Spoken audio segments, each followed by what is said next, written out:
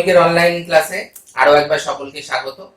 এর আগে আমরা পরিমিতি জ্যামিতি দেখেছি, আজ আমরা শুরু করতে চলেছি ত্রিকোণমিতি। তোমরা যদি আমাদের পরিমিতি বা জ্যামিতির আগের ক্লাসগুলো দেখতে চাও তাহলে অবশ্যই আমাদের ডেসক্রিপশন বক্সে দেখো এবং সেখানে তোমরা আগের ক্লাসগুলো পেয়ে যাবে, এবং সেই ক্লাসগুলো নিয়ে যদি তোমাদের কোনো অসুবিধা থেকে থাকে অবশ্যই সেটা নিয়ে তোমরা বলতে পারো। তো আজকে আমরা ত্রিকোণমিতির প্রথম ক্লাস শুরু করছি। এখানে আমরা ত্রিকোণমিতির যদি নামটাকে আমরা দেখি, ত্রিকোণ অর্থাৎ ত্রিভুজ, ত্রিভুজ নিয়ে এখানে আমাদের সমস্ত কিছু করতে হবে। তবে বেশিরভাগ ক্ষেত্রেই আমরা যেটা নিয়ে কাজ করব সেটা হচ্ছে একটি সমকোণী ত্রিভুজ। এই সমকোণী ত্রিভুজের তিনটি অংশ আমরা সবাই জানি। একটি হচ্ছে লম্ব বা পারপেন্ডিকুলার, একটি হচ্ছে ভূমি বা বেস, আর একটি হচ্ছে হাইপোটেনিউস বা অতিভুজ। এই সম্পর্কিত একটি সূত্র আমরা সকলেই জানি, সেটা এখানে খুব বেশি কাজে লাগবে না, তবু একবার বলে দিচ্ছি। সেটা হচ্ছে h square equal to p square plus b square, অর্থাৎ অতিভুজের স্কয়ার ইকুয়াল টু লম্ব স্কয়ার প্লাস ভূমি স্কয়ার। এখানে ত্রিকোণমিতিতে আমাদের আরেকটি খুব গুরুত্বপূর্ণ জিনিস দরকার, সেটি হলো কোণ। এই কোণকে আমরা এখানে থিটা দিয়ে ডিনোট করছি। এই যে থিটা, এই থিটা যে কোণটা ধরা হবে সবসময় সেই থিটা কোণের বিপরীত বাহুটিকেই আমাকে লম্ব ধরতে হবে, অর্থাৎ এটি থিটা হলে পি হলো লম্ব।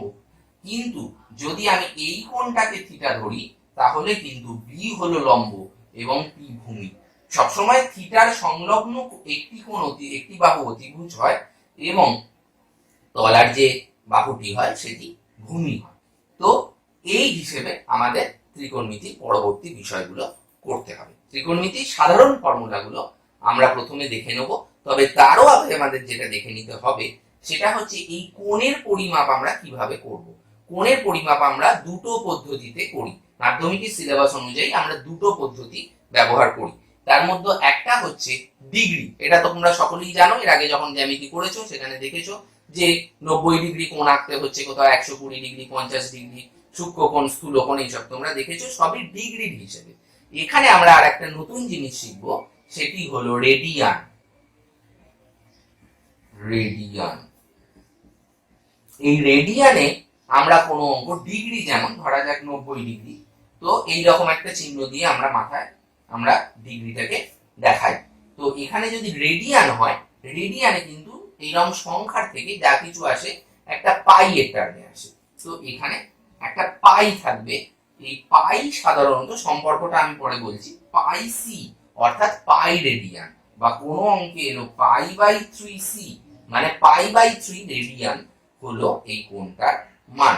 এবার কথা হচ্ছে এই ডিগ্রি এবং রেডিয়ান, অনেক এরকম অঙ্ক থাকবে যাতে ডিগ্রি দিয়ে দেবে রেডিয়ান বের করতে হবে, বা রেডিয়ান দিয়ে দেবে ডিগ্রি বের করতে হবে। সেই অঙ্কগুলো আমরা কিভাবে করব, সেক্ষেত্রে আমার মনে রাখতে হবে পাই সি অর্থাৎ পাই radian is equal to 180 degree. তার মানে পাই রেডিয়ানে 180 ডিগ্রি হয়, অর্থাৎ আমায় যদি ধরা যাক 30 ডিগ্রি বের করতে বলা হয়েছে, মানে 30 ডিগ্রি দেওয়া আছে, এটাকে রেডিয়ানে বের করতে বলা হয়েছে, তাহলে আমাদের কি হবে, এই 30 কে আমি কি করব, 1 ডিগ্রির যদি হিসেব হয় তাহলে 180 ডিগ্রি হচ্ছে পাই, তাহলে 1 ডিগ্রি মানে কি পাই বাই 180, তাহলে 30 ডিগ্রি মানে কত, 30 ইনটু পাই বাই 180। তো তাহলে 30 দিয়ে 180 কে কাটলে 6, তো সেক্ষেত্রে আমাদের আসবে পাই বাই 6, অর্থাৎ 30 degree equal to pi by 6 radian. তো এইভাবে আমরা যদি কোনো কিছু ডিগ্রিকে রেডিয়ানে নিয়ে যেতে চাই তাহলে আমরা সবসময় পাই বাই 180 দিয়ে গুণ করব, এটা আমায় মনে রাখতে হবে। আর যদি এর উল্টোটা হয়, অর্থাৎ আমাকে পাই বাই 6 রেডিয়ানটা দিয়ে দেওয়া হয়েছে আর বলা হচ্ছে যে এটা ডিগ্রিটা কত, তাহলে আমি কি করব, পাই বাই 6 ইনটু ডিগ্রি করতে গেলে আমরা যেমন রেডিয়ানে পাই বাই 180 দিয়ে গুণ করছি, ডিগ্রি করার সময় ঠিক তার উল্টোটা করব, অর্থাৎ 180 বাই পাই দিয়ে আমরা এটাকে গুণ করব। সেক্ষেত্রে আমাদের পাই পাই কেটে যাবে, 6 দিয়ে 180 কে যদি আমরা কাটি তাহলে এসে যায় 30, অর্থাৎ আমরা পেয়ে গেলাম 30 ডিগ্রি। এইভাবে যে কোনো ডিগ্রিকে আমরা পাই বাই 180 দিয়ে গুণ করে রেডিয়ানে নিয়ে যেতে পারি, যে কোনো রেডিয়ানকে 180 বাই পাই দিয়ে গুণ করে ডিগ্রিতে নিয়ে আসতে পারি। এইভাবে আমরা ডিগ্রি আর রেডিয়ানের কনভার্সনটা করব। তাছাড়া এখানে আরেকটি ফর্মুলা জেনে রাখা ভালো, সেটি হচ্ছে বৃত্তচাপের সাথে তার কোণের সম্পর্ক। এই একটি বৃত্ত আছে, এই বৃত্তের এটি কেন্দ্র, এবং এইখান থেকে এই অবধি বৃত্তচাপের মান আমাকে বের করতে হবে। দেওয়া আছে এই বৃত্তচাপটি বরাবর কেন্দ্রে যদি আমি লাইন টানি তাহলে সেটি থিটা ডিগ্রি কোণ তৈরি হয়। বৃত্তের ব্যাসার্ধ আর, আর এই বৃত্তচাপটা যদি এস হয় তাহলে এখান থেকে আমি লিখতে পারি S equal to R theta. অর্থাৎ এই বৃত্তচাপের অংশ হচ্ছে ব্যাসার্ধ ইনটু সেই বৃত্তচাপটা কেন্দ্রে যে কোণ তৈরি করছে সেই কোণের মান। এইভাবে আমরা কিন্তু বৃত্তচাপের মান বের করতে পারি। এইটার একটা খুব সহজ এক্সাম্পল আমি দিতে পারি যাতে তোমাদের এই ধারণাটা একদম সম্পূর্ণ থাকবে। আশা করি পরিমিতিতে সকলেই বৃত্তের পরিধি সম্পর্কে জানো। বৃত্তের পরিধির ফর্মুলা যদি বলা হয় সেটা তোমরা সহজেই বলতে পারবে যে 2 পাই আর।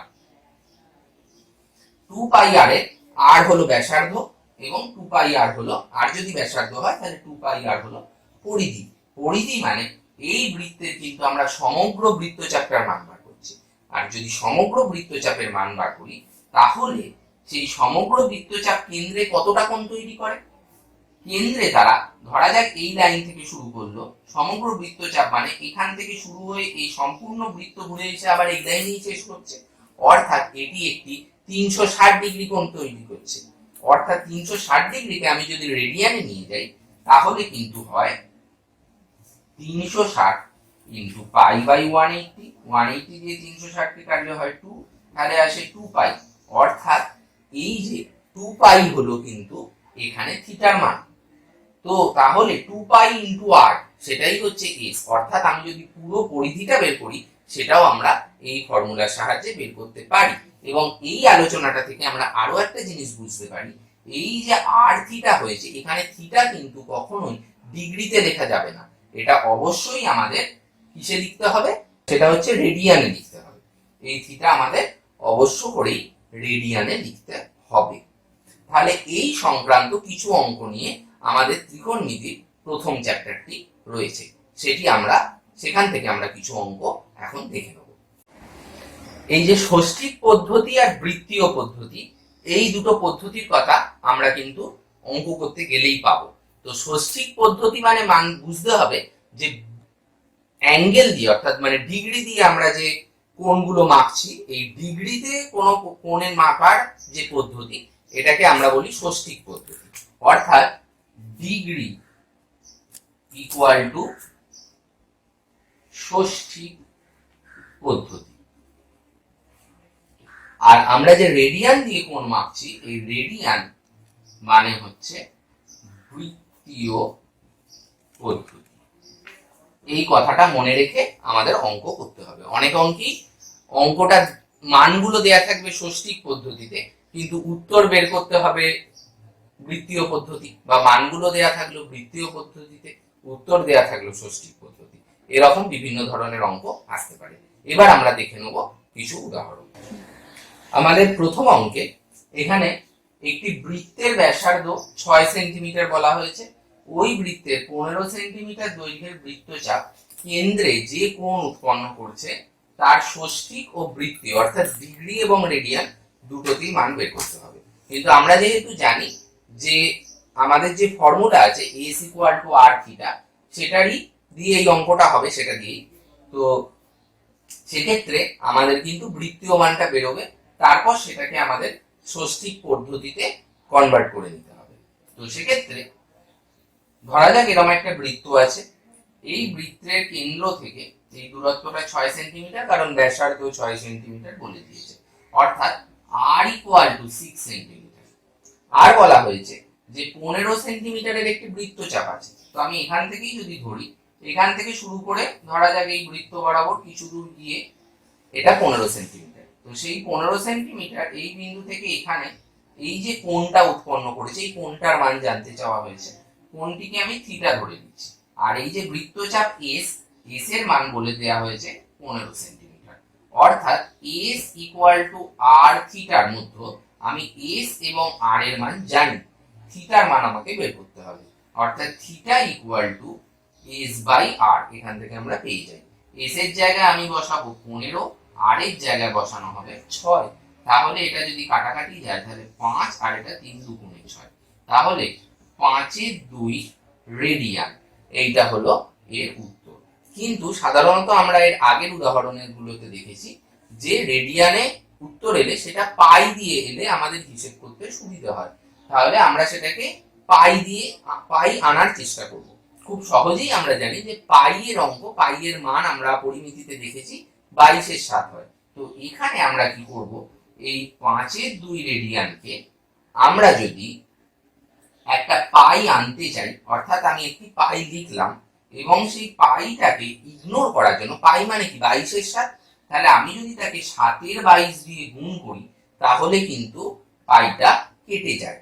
অর্থাৎ আমি পাই ইন্টু 7-এর 22 লেখা মানে আমি কিন্তু 1 লিখলাম, অর্থাৎ 1 দিয়ে গুণ করলাম, তার মানে 5-এর 12, 5-এর 2 যে এসেছে এটি 5-এর 2 থেকে যায়। তো তাহলে পাই ইন্টু 7-এর 22 দিয়ে গুণ করলে যে কোনো ভগ্নাংশকেই কিন্তু আমি, মানে রেডিয়ানে আছে এরকম ভগ্নাংশকে আমরা পাই এর ফর্মে নিয়ে যেতে পারি। তো এই অবস্থায় এটা যদি কাটাকুটি করি তাহলে এখানে আমাদের উত্তর আসবে 5-7-35/44 পাই। তাহলে 35/44 পাই রেডিয়ান, এইটাই হলো আমাদের উত্তর। এবার এটাকে যদি আমাদের ষষ্ঠিক পদ্ধতিতে বের করতে হয় সেক্ষেত্রে আমরা জানি যে একে আমাদের পাই বাই 180 দিয়ে গুণ করতে হবে।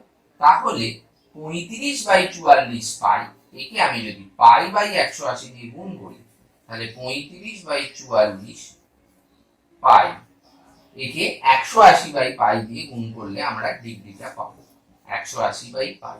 তাহলে পাই পাই কেটে যাচ্ছে, এটা দিয়ে কাটাকুটি হয়ে 4-45-180, 4-11-44। এবার 35 ইন্টু 45/11 করে যেটা আসবে সেটাই আমাদের কাছে উত্তর। এটা আসছে 143.18 ডিগ্রি। তাহলে আমাদের উত্তর হলো 35/44 পাই, এটি হলো বৃত্তীয় মান এবং ষষ্ঠিক মানটি হলো 143.18। এখানে আমরা আরেকটি অঙ্ক দেখে নেব। এই অঙ্ক সাধারণত আমাদের শর্ট কোশ্চেনে আসে, তো তাহলেও এটা আমাদের দেখা দরকার। সেটা হচ্ছে যে ডিগ্রির সাথে মিনিট আর সেকেন্ডে আছে, এটা একটা ডিগ্রি দেখানো হয়েছে 52 ডিগ্রি 52 মিনিট 30 সেকেন্ড। এবার ডিগ্রি মিনিট সেকেন্ডের হিসেব তোমরা অবশ্যই ভূগোলে পড়েছো, তোমরা জানো যে 60 মিনিটে 1 ডিগ্রি হয় এবং 60 সেকেন্ডে 1 মিনিট হয়।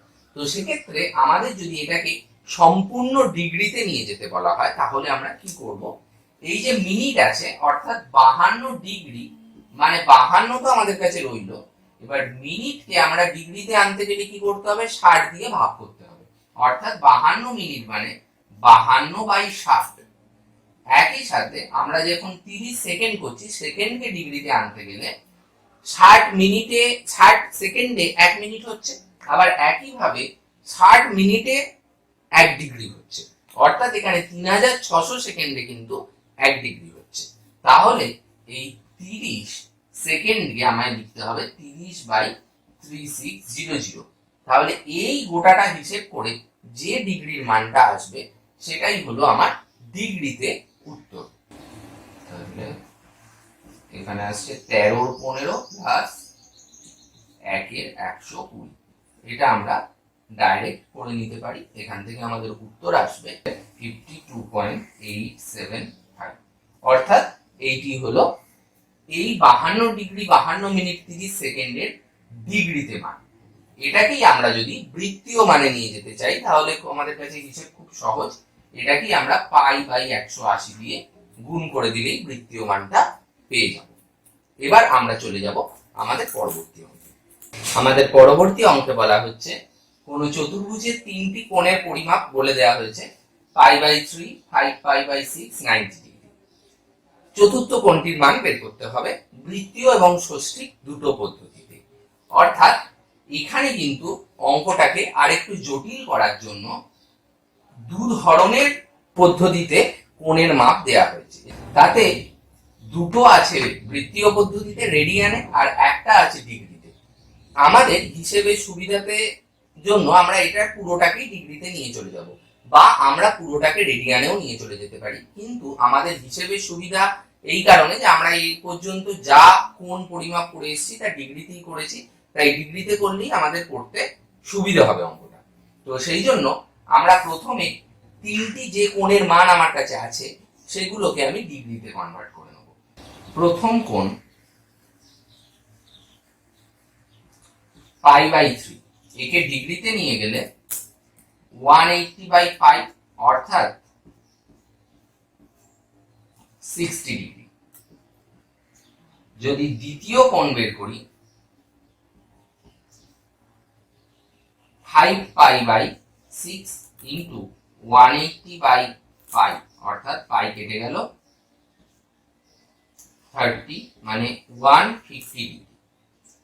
আর তৃতীয় কোণ এটাকে কনভার্ট করার দরকার নেই, কারণ আমাদের কাছে রয়েছে এটা 90 ডিগ্রি। তাহলে 60 ডিগ্রি, 150 ডিগ্রি, 90 ডিগ্রি।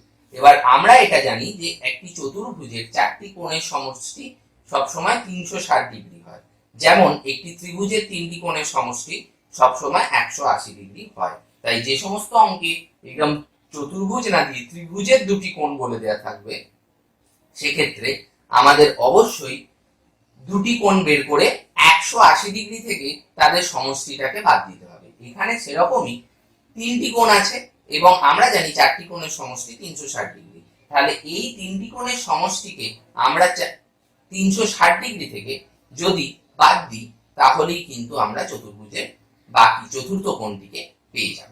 তাহলে চতুর্থ কোণটি হলো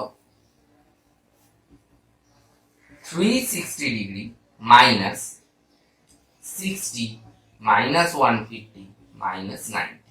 এটা করলে আমাদের আসছে 60 ডিগ্রি। তাহলে 60 ডিগ্রি হলো আমাদের চতুর্থ কোণটির মান। এটি একটি আমরা ষষ্ঠিক পদ্ধতিতে মান বের করেছি। আমরা যদি বৃত্তীয় পদ্ধতিতে মান বের করতে চাই তাহলে এই যে 60 ডিগ্রিকে আমাকে কি করতে হবে, π/180 দিয়ে গুণ করতে হবে।